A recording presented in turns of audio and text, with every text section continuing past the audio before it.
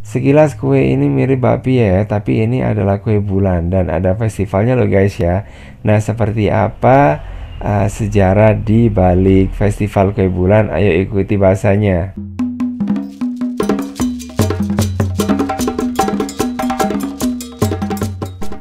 Assalamualaikum warahmatullahi wabarakatuh. Apa kabar semuanya guys? Ketemu lagi di Ensiklopedia Budaya. Oke guys, kali ini saya ajak Anda untuk mengenal salah satu tradisi yang ada di masyarakat Cina. Nah, ini dia guys, tradisi yang biasanya dilakukan oleh orang Cina tentang kue bulan ya.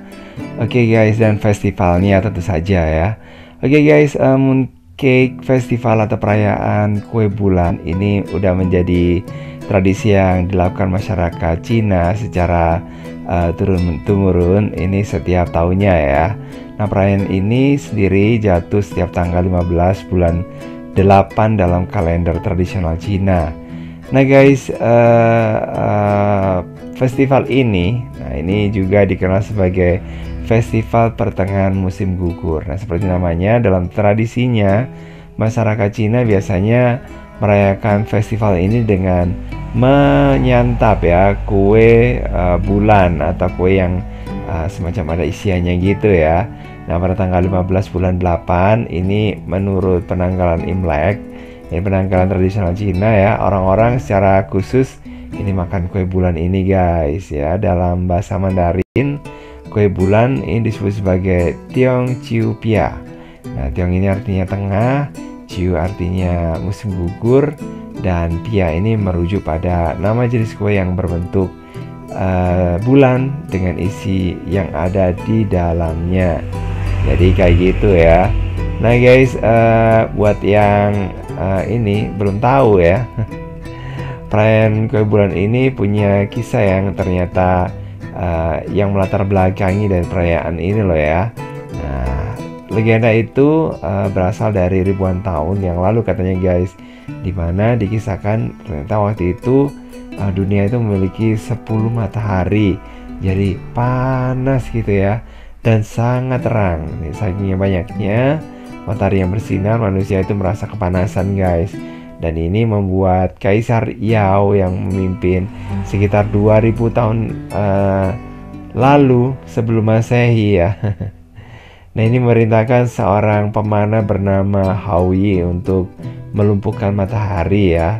Nah, dengan keahliannya Hao Yi ini berhasil menjatuhkan 9 matahari saja ya.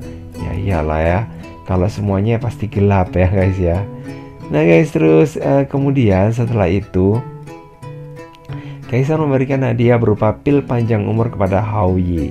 Nah, singkat cerita, Hao Yi ini kemudian menikah dengan seorang wanita yang bernama Chang E. Nah, saat menikah dengan Chang E, Hao Yi ini tidak memberitahu ya kalau dirinya itu memiliki pil panjang umur gitu, dan dia menyembunyikan pil ini dari Chang E. Pokoknya nggak boleh tahu mungkin ya. Nah guys, pada suatu hari Chang E ini menemukan benda berupa pil ya.